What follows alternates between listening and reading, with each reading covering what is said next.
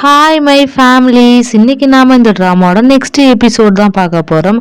Opening சீன்லேயே பார்த்தீங்கன்னா கிம்மு அழுதுட்டு உட்காந்துருக்கான். அங்கே வந்து ஆரின் இதை பார்த்துட்டு, ஏன்ப்பா அழுதுகிட்டு இருக்கீங்க, உங்களுக்கும் உங்கள் ஃப்ரெண்டுக்கும் சண்டையா என்ன அப்படிங்கிற கேட்க, அப்போ கிம்மோ ஆமாண்டா அப்படிங்கிற மாதிரி சொல்ல, இதை பார்த்தா ஆரினும் நீங்கள் ஒன்றும் கவலைப்படாதீங்கப்பா எல்லாம் சரியாயிடும் அப்படிங்கிற மாதிரி சொல்ல, இதை கேட்ட கிம்மு பயங்கரமா அழுதுகிட்டே ஆரினை ஹக் பண்ணிக்கிட்டு இருக்கான்.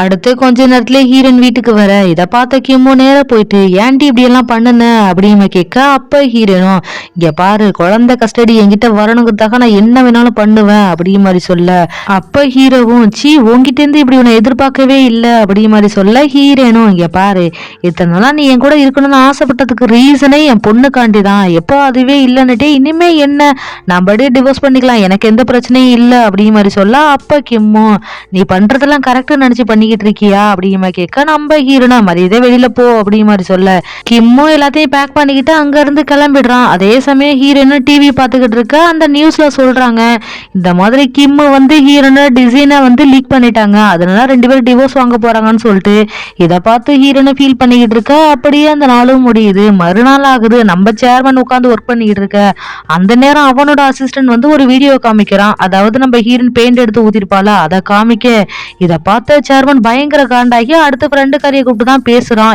ஏன் உனக்கு கொஞ்சம் கூட அறிவே இல்லையா, இப்போ அது உனக்கு புரியுதா உன்னோட ஒருத்து என்னன்னு அப்படிங்கிற கேட்க, அப்ப ஃப்ரெண்டு காரி இங்க பாருங்க, இது என்னோட பிரச்சனை, நானே பாத்துக்கிறேன் அப்படிங்கிற மாதிரி சொல்ல, சேர்மனும் என்னது அவ யூஸ் பண்ணிட்டு அவ புருஷனை உங்ககிட்ட கொடுக்குறா, அவனை நீ கல்யாணம் பண்ணி வாழ போறியா அப்படிங்கிற கேட்க, இதை கேட்ட ஃப்ரெண்டு காரியும் கடுப்பாகி இங்க பாருங்கப்பா அது ஏன் இஷ்டம் அப்படிங்கிற மாதிரி சொல்லிட்டு, ஏன்பா எப்ப பார்த்தாலும் என்னையும் அவளே கம்பேர் பண்ணிக்கிட்டே இருக்கிறீங்க, எனக்கு அது சுத்தமா பிடிக்கல அப்படிங்கிற மாதிரி சொல்ல, அப்ப சேர்மனும் ஏன்னா என் பேரை அசிங்கப்படுத்துறதுக்கு நீ பிறந்து வந்திருக்க, உன் மேல இப்படி ஒரு ரூமர் வந்திருக்கு, நான் என்ன பண்ணுவேன் அப்படிமா கேட்க, அப்ப ஃப்ரெண்டு காரிங்க நீங்க ஒன்றும் கவலைப்படாதீங்க, என்னால உங்க ஃபவுண்டேஷனுக்கு எதுவும் ஆகாது, அதனால வரக்கூடிய பணம் கூட தட்டுப்படாது, நீங்க ஒன்றும் கவலைப்படாதீங்கன்னு சொல்ல, சேர்மன் கோவமாகி டக்குன்னு ஃப்ரெண்டு காரியை ஒரே அறையா அரைஞ்சிடுறான். அதுக்கப்புறமா ஃப்ரெண்டு காரியை அங்க இருந்து கிளம்ப, அப்படியே அந்த சீனை கட் பண்ணி இந்த பக்கம் கிம்மோட ஃப்ரெண்ட் இருக்கான்ல லீ, அவனை தான் காமிச்சுக்கிட்டு இருக்கான். ஏன்டா உனக்கு கொஞ்சம் கூட அறிவே இல்லையா, அவளோட டிவோர்ஸ் வாங்குறதாக அவளோட டிசைனை வாங்கி லீக் பண்ணுவியா அப்படிங்கிற கேட்க, அப்ப கிம்மோ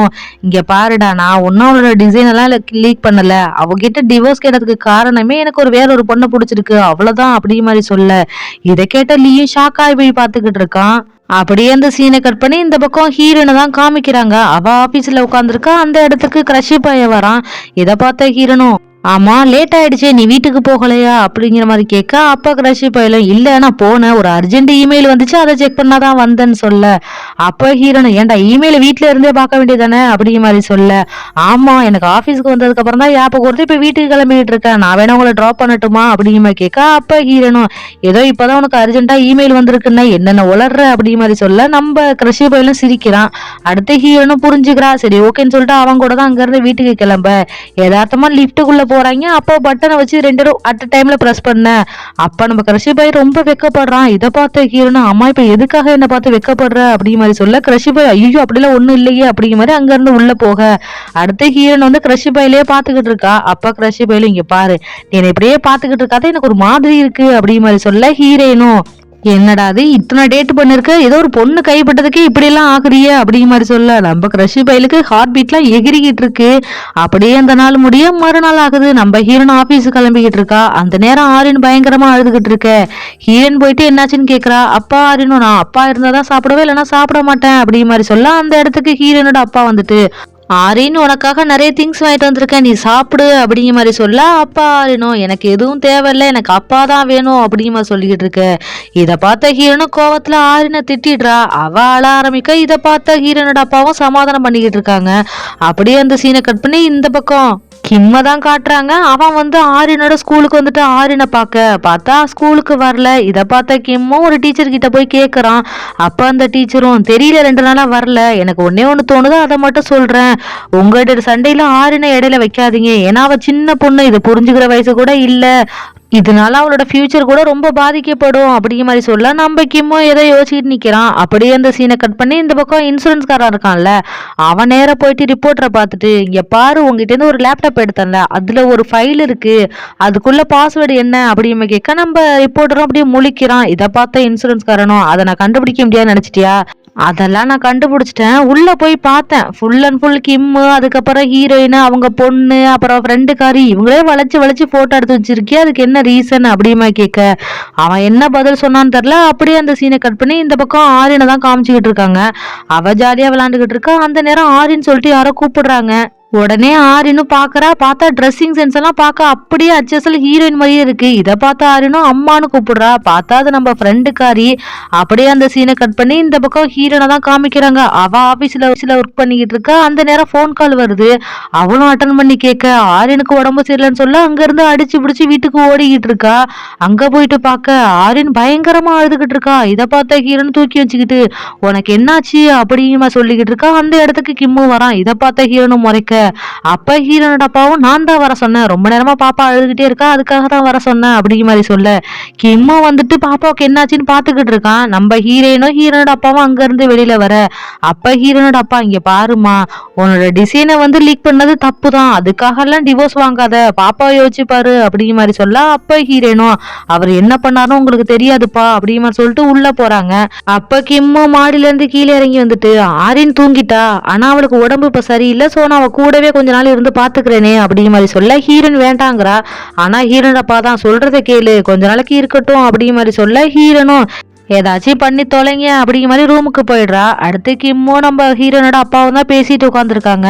அப்போ நம்ம கிம்மோ, உங்களுக்கே தெரியும் எனக்கு ஹீரோனை எவ்வளவு பிடிக்கும்னு சொல்லிட்டு, ஆனா அவளை பத்தின இன்ஃபர்மேஷன் எனக்கு வேணும் அப்படிங்கிற மாதிரி சொல்ல, அப்போ நம்ம ஹீரோனோட அப்பாவும், இல்லப்பா அதுக்கான சுச்சுவேஷன் வரட்டும், கண்டிப்பா நான் சொல்றேன் அப்படிங்கிற மாதிரி சொல்ல, கிம்மோ ஓகேன்னு சொல்லிடுறான். அப்படியே அந்த நாள் முடிய மறுநாள் ஆகுது. நம்ம ஹீரோன் வந்து லாயர் தான் பார்க்க வந்திருக்காங்க. அப்ப லாயரும், கவலைப்படாத, இப்படி ஒரு விஷயம் ரிலீஸ் ஆயிருக்கு, ஸோ கண்டிப்பா குழந்தை உங்ககிட்ட தான் வரும் அப்படிங்கிற மாதிரி சொல்லிக்கிட்டு இருக்கா. அந்த நேரம் லாயருக்கு ஒரு ஃபோன் கால் வருது. அவன் கால் அட்டன் பண்ணி மெடிக்கல் ஹிஸ்டரி எல்லாம் செக் பண்ணுங்கன்னு சொல்லிக்கிட்டு இருக்கான். அவன் போனை கட் பண்ணதுக்கு அப்புறமா ஹீரோயின், மெடிக்கல் ஹிஸ்டரியா எதுக்கு அப்படிங்கிற மாதிரி சொல்ல, அப்ப நம்ம லாயரும், இங்க பாரு, குழந்தை ஒருத்தட்ட போகுதுன்னா கண்டிப்பா மென்டல் ஹெல்த் எல்லாம் கரெக்டா இருக்கணும், 1% குறைஞ்சா கூட அந்த குழந்தை அவங்க கிட்ட போகாது, ஏன் கிம்முக்கு எதுவும் பிரச்சனை இருக்கா என்ன அப்படிங்கிற கேட்க, ஹீரோயின் எதுவும் சொல்லாம ஒண்ணு இல்லைன்னு சொல்லிட்டு அங்க இருந்து கிளம்பிடுறா. நேர வீட்டுக்கு வந்துட்டு அவ ஒரு லாக்கர் ஃபுல்லாவுமே வெறும் டேப்லெட்டா வச்சிருப்பா. அதை எடுத்து பேக்ல வச்சுக்கிட்டு இருக்கா. அந்த நேரம் கிம்மு வந்துட்டு, எதையும் தேடுறியா அப்படிமா கேட்க, இதை கேட்ட உடனே ஹீரோனுக்கு ஒரு பிளாஷ்பேக் ஞாபகம் வருது. ஒரு வாட்டி பார்க்ல உட்காந்துருப்பாங்க போல இருக்கு, லவ் பண்றப்ப இதே மாதிரிதான் பேக்கெட்ல டேப்லெட் தேடிக்கிட்டு இருப்பான். அந்த இடத்துக்கு கிம்மு வந்துட்டு, எதையும் தேடுறியா அப்படிமா கேட்க, உடனே ஹீரோனு ஒண்ணு இல்லைன்னு சொல்லிட்டு சமாளிச்சுட்டு, அம்மா உங்க ஃப்ரெண்டுக்கு கல்யாணம் சொன்னீங்களா, வாங்க ட்ரெஸ் எடுக்க போகலாம்னு சொல்லியிருப்பா. அப்ப கிம்மு, இல்ல அந்த கல்யாணம் நின்று போயிடுச்சு அப்படிங்கிற மாதிரி சொல்ல, ஹீரோனு என்னாச்சுன்னு கேட்டிருப்பா. உடனே கிம்மு, அது ஒண்ணும் இல்ல, அந்த பொண்ணுக்கு ஏதோ மென்டலி டிப்ரெஷன்ல இருக்கா போல இருக்கு, அதனாலதான் வேண்டாம்னு சொல்லி கல்யாணத்தை ஸ்டாப் பண்ணிட்டாங்கன்னு சொல்ல, இதை கேட்ட ஹீரோன், இதுக்கெல்லாமா கல்யாணத்தை நிப்பாட்டுவாங்க அப்படிங்கிற மாதிரி சொல்ல, கிம்மு, ஆமா கண்டிப்பா அதெல்லாம் முக்கியம் தானே அப்படிங்கிற மாதிரி கேட்க, அப்ப ஹீரோனும், ஒருவேளை எனக்கு டிப்ரெஷன் இருந்தா என்ன பண்ணுவீங்க அப்படிங்கிற மாதிரி கேட்க, உடனே கிம்மு, உனக்கு டிப்ரெஷன் இருந்தா நான் எப்படி உன்னை விட்டுட்டு போக, என்ன ஆனாலும் உன் கூடயே தான் இருப்பேன் அப்படின்னு சொல்லியிருப்பான். அதையெல்லாம் யோசிச்சு பார்த்த ஹீரோனு ஒண்ணு இல்ல அப்படிங்கிற மாதிரி சொல்ல, அப்ப கிம்மோ, நான் உன்கிட்ட கொஞ்சம் பேசணும், ஆரியனுக்கு இப்பதான் 7 வயசாகுது, ப்ளீஸ் என்கிட்ட அவளோட கஸ்டடியை கொடுத்துரு, ஏன்னா நீ எப்ப பார்த்தாலும் ஒர்க்குன்றப்ப நான் அவளை நல்லா பாத்துக்கிறேன் அப்படிங்கிற மாதிரி சொல்ல, இதை கேட்ட ஹீரோனும், உன்னை நான் எப்படி நம்புறது, என் மேலே ஒரு நேரம் நல்லா தான் பாசம் வச்சிருந்தா, இப்ப ஃப்ரெண்டுக்காரி மேல இருக்க, அப்படி இருக்கக்குள்ள நான் எப்படி உன்னை நம்ப முடியும், சரி எனக்கு ஒரே ஒரு டவுட்டை மட்டும் சொல்லு, என் மேல அவ்வளோ லவ் வச்சிருந்தில, இப்ப திடுத்துப்புடும் அது எல்லாமே இல்லாம போனதுக்கான காரணம் என்ன அப்படிங்கிற மாதிரி சொல்ல, இதை கேட்ட கிம்மோ, இதுக்கான பதில நான் சொல்லிட்டேன்னா நீ நிம்மதியா இருக்க முடியும்னு நினைக்கிறியா அப்படிங்கிற கேட்க, உடனே ஹீரோனு, என்னது உளர்ற அப்படிங்கிற மாதிரி பார்க்க, அப்ப கிம்மோ, நான் உங்ககிட்ட ஒன்னே ஒண்ணு மட்டும் சொல்றேன், எனக்கு இங்க இருக்கிற ஒவ்வொரு நிமிஷமும் ஏதோ நரகத்துல இருக்கிற மாதிரி இருக்கு அப்படிங்கிற மாதிரி சொல்லிட்டு அங்க இருந்து போக, இதை கேட்ட ஹீரோனு, ஓ உனக்கு என் கூட இருக்கிறது நரக மாதிரி இருக்கா அப்படிங்கிற மாதிரி ஃபீல் பண்ணிக்கிட்டே நிக்கிறா. அடுத்து ஹீரோன் வந்து ஒரு பிளாஷ்பேக்கு போறா. அதாவது அவங்க அம்மா வந்து இவ சின்ன வயசுல இருக்கக்குள்ள இவளை தூக்கிக்கிட்டு கடல்ல இறங்கியிருப்பாங்கல்ல, அப்ப வந்து ஹீரோன் கேட்டிருப்பா, என்னம்மா பண்றீங்கன்னு சொல்லிட்டு. அப்பா அவங்க அம்மாவும், உனக்கு ஒரு சந்தோஷமான வாழ்க்கையை தரப்போறேன்னு சொல்லியிருப்பாங்க. அதெல்லாம் யோசிச்சு பார்த்த ஹீரோனும், ஆமாமா நீங்க சொன்னது எனக்கு இப்பதான் புரியுது, இந்த மாதிரி மெமரிஸோட எல்லாம் வாழ்றதுக்கு சாகிறது எவ்வளவு மேல போலையே அப்படிங்கிற மாதிரி யோசிச்சுட்டு நிக்கிறா. அடுத்து ஹீரோனும் அங்கிருந்து ஆபீஸுக்கு போக அப்ப ஃப்ரெண்டுக்காரி வந்துட்டு பேசிக்கிட்டு இருக்கா. அப்ப ஹீரோனும் உனக்காக நெக்ஸ்ட் ஒரு டிராயிங் பண்ண அக்ரிமெண்ட் போட்டு வச்சிருக்கேன், சைன் பண்ணு அப்படி மாதிரி சொல்ல ஃப்ரெண்டுக்காரியும் சைன் பண்ண போறா. இதை பார்த்த ஹீரோனும் என்னோட மூடு இப்ப சேஞ்ச் ஆயிடுச்சு, நீ ஒண்ணு எனக்காக எதுவும் பண்ண தேவையில்ல அப்படி மாதிரி சொல்ல அப்ப ஃப்ரெண்டுக்காரியும் ஏன் ஆரின் என்கிட்ட வந்துருன்னு பயப்படுறியா என்ன அப்படிமா கேட்க ஹீரோனும் இங்க பாரு, நீங்க ரெண்டு என்ன கருமத்தை வேணாலும் பண்ணிட்டு போங்க, ஆனா என் குழந்தைகிட்ட வந்தீங்க உங்க ரெண்டு நான் சும்மாவே விட மாட்டேன் பாரு அப்படி மாதிரி சொல்ல அப்பா ஃப்ரெண்டுக்காரியும் உனக்கு ஒரு நல்ல ஹஸ்பண்டு பிஸ்னஸ் எல்லாமே நல்லா இருக்கு, அது எல்லாமே உன்னோட இமேஜ், ஆனா என்னோட இமேஜ்ல நானே டிராயிங் பண்றது, எனக்கு என்ன வேணுங்கிறத நானே எடுத்துக்குவேன் அப்படிங்கிற மாதிரி சொல்ல இதை கேட்ட ஹீரோனும் அதையும் தான் பார்க்கலாமே அப்படிங்கிற மாதிரி பார்த்துக்கிட்டு நிக்கிறா. அடுத்து ஃப்ரெண்டுக்காரியும் அங்க இருந்து வெளியில போக அப்ப கிரஷி பையன் வரான், அவனை கூட்டிட்டு போயிட்டு தனியா பேசி நிக்க அப்ப கிரஷி பையன் இப்ப உனக்கு என்ன வேணும் எதுக்காக என்கிட்ட பேசிக்கிட்டு இருக்க அப்படிமா கேட்க ஃப்ரெண்டுக்காரியும் ஏன்டா இப்ப கூட நீ ஹீரோனுக்கு தான் சப்போர்ட் பண்ணுவியா அப்படிங்கிற மாதிரி சொல்ல உடனே கிரஷி பையலும் ஆமா அவளுக்கு தான் நான் சப்போர்ட் பண்ண முடியும், அவ பக்கம் மட்டும்தானே உண்மை இருக்கு, அவளுக்கு நீ எவ்வளவு பண்ணிருக்க அதுக்கு இதெல்லாம் கொஞ்சம் தான் அப்படிங்கிற மாதிரி சொல்ல இதை கேட்ட ஃப்ரெண்டுக்காரியும் உனக்கு அவளை பத்தி என்னடா தெரியும்,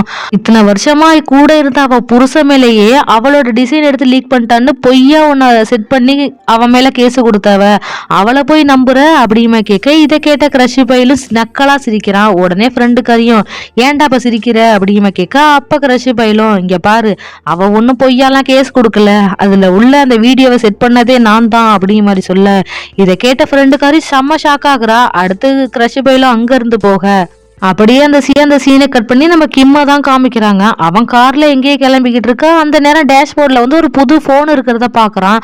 அந்த போன் எடுத்து பார்த்துட்டு ஏது இந்த போன் சொல்லிட்டு உள்ள போய் பார்த்தா ஃபுல்லா ஹாங்குக்கு தான் போன் கால் போயிருக்கு. இதை பார்த்த நம்ம கிம்மும் எதை யோசிச்சுக்கிட்டு இருக்க அப்படியே இந்த நாள் முடிய மறுநாள் ஆகுது. ஏதோ ஒரு பெரிய ஈவெண்ட் நடக்குது. அதாவது இவங்களோட ஃபவுண்டேஷன் இருக்குல்ல, இந்த சேர்மனோட ஃபவுண்டேஷன், அவங்களோட ஸ்காலர்ஷிப்ல படிச்ச எல்லா பிள்ளைங்களுக்கும் ஏதோ ஈவெண்ட் மாதிரி நடத்துறாங்க. அதுக்கு சீஃப் கெஸ்டா நம்ம ஹீரோனும் வந்திருக்காங்க. அந்த இடத்துக்கு ஃப்ரெண்டுக்காரி வந்துட்டு ஓ இங்கேயும் வந்துட்ட போல அப்படிங்கிற மாதிரி சொல்ல அப்ப ஹீரோனும் நான் வந்துட்டேன், என்னை பத்தி ஒன்றும் கவலை இல்லை, ஆனா உங்க அப்பா தான் உன்னை பார்த்தா ரொம்ப கவலைப்படுவாரு அப்படிங்கிற மாதிரி சொல்லிட்டு அங்க இருந்து போக அந்த இடத்துக்கு நம்ம இன்சூரன்ஸ்காரன் வரான். இதை பார்த்த ஹீரோனும் அவனை தண்ணி அழைச்சிட்டு போயிட்டு உனக்கு என்ன வேணும் அப்படின்னு கேட்க அப்ப அந்த இன்சூரன்ஸ் காரனும் நீ தானே கேட்ட உன் புருஷனோட கால் ஹிஸ்டரி எல்லாம் அதுக்கு தான் கொண்டு வந்திருக்கேன், அது மட்டும் இல்லாம ஒரு டிசைன் வந்து லீக் ஆயிடுச்சுன்னு சொல்லிட்டு வெளியில விட்டோம்ல, அதுக்கு உனக்கு ஹெல்ப் பண்ணது யாருன்னு தெரியுமா அப்படின்னு கேட்க நம்ம ஹீரோனை முழிச்சு பாக்குறா. அப்ப அந்த இன்சூரன்ஸ் காரனும் வேற யாரும் இல்ல கிரஷி பையன் தான் அப்படின்னு சொல்லிட்டு அங்க இருந்து போக நம்ம ஹீரோனும் அதை பத்தியே யோசிச்சுக்கிட்டு அந்த ஈவெண்ட்டுக்கு வரா. அங்க வந்து சேர்மன் ஹீரோனை கூப்பிட்டு பேச சொல்ல நம்ம ஹீரோனை போயிட்டு பேசிக்கிட்டு இருக்கா. அப்ப அங்க உள்ள ரிப்போர்ட்டர்ஸ் எல்லாரும் இப்ப ரீசெண்டா உங்களை பத்தின நிறைய ஆர்டிக்கல் வெளில வருது, அதெல்லாம் உண்மையா, அங்க என்னதான் நடந்துச்சு அப்படின்னு கேட்க அப்ப ஹீரோனும் யதார்த்தமா பாக்குறான். அந்த இடத்துல கிம்மு நின்னுகிட்டு இருக்கான். இதை பார்த்த ஹீரோனும் லாயர் சொன்னதை யோசிச்சு பாக்குறா.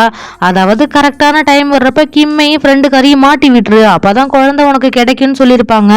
அதெல்லாம் யோசிச்சு பார்த்த ஹீரோனும் அது வந்துன்னு சொல்ல ஸ்டார்ட் பண்ணா அந்த நேரம் ஹீரோனுக்கு நிறைய மெசேஜஸ் வருது. இதை பார்த்த ஹீரோனு என்னன்னு ஓபன் பண்ணி பார்த்தா அவன் நிக்கிற இடத்த போட்டோ எடுத்து அனுப்பி தைரியம் இருந்தா பேச அப்படிங்கிற மாதிரி சொல்லிட்டு 7 வருஷத்துக்கு முன்னாடி என்ன நடந்துச்சுன்னு ஞாபகம் இருக்கா அப்படிங்கிற மாதிரி கேட்க இதை பார்த்த ஹீரோனும் பயங்கரமா பயந்து போய் எதுவுமே பேசாம அங்க இருந்து கீழே இறங்கிடுறா. அடுத்து கிம்மா பார்த்த ஃப்ரெண்டுக்காரி நேரம் வந்துட்டு பரவாயில்லையே நீங்க கூட இங்க வந்திருக்கீங்க அப்படிங்கிற மாதிரி சொல்ல அப்ப நம்ம கிம்மோ உனக்கு ஹாங்கா யாருன்னு தெரியுமா அப்படிமா கேட்க ஃப்ரெண்டுக்காரி ஹாங்கா அது யாரு அப்படிமா கேட்க அப்ப கிம்மோ ஓ யாருன்னே தெரியாம தான் இத்தனை வாட்டி கால் பண்ணிருக்கான்னு சொல்லிட்டு போன் எடுத்து காமிச்சு இதை உன் கார்ல தான் நான் பார்த்தேன் அப்படிங்கிற மாதிரி சொல்ல அப்ப நம்ம ஃப்ரெண்டுக்காரியும் சீச்சி எனக்கு இதை பத்தி எதுவுமே தெரியாதே அப்படிங்கிற மாதிரி சொல்ல அப்ப கிம்மோ ஓ உனக்கு யாருன்னே தெரியாது, அப்ப உங்க சேரிட்டில படிச்சது கூட உனக்கு தெரியாதுல்ல அப்படிங்குமா கேட்க இதை கேட்ட ஃப்ரெண்டுக்காரி இங்க பாரு இங்க எதுவும் பேச வேண்டாம், நம்ம வீட்டுல போய் பேசிக்கலாமே அப்படிங்கிற மாதிரி கிட்டக்க வர உடனே கிம்மா அவளை கையை தட்டி விட்டுட்டு அங்க இருந்து போறான். இதை பார்த்த ஃப்ரெண்டுக்காரியும் ஒரு மாதிரி நிக்க அதே சமயம் ஹீரோயின் வந்து ஈவெண்ட் எல்லாம் முடிச்சுட்டு வெளியில வரா. பார்த்தா அங்க ஃபுல்லா ஒரே ரிப்போர்ட்டர்ஸா இருக்காங்க. நம்ம ஹீரோனுக்கு என்ன பண்றதுன்னே தெரியல. அந்த இடத்துக்கு கிரஷி பைய தான் வந்து ஹீரோனை காப்பாத்தி அங்க இருந்து கூட்டிட்டு போறான்.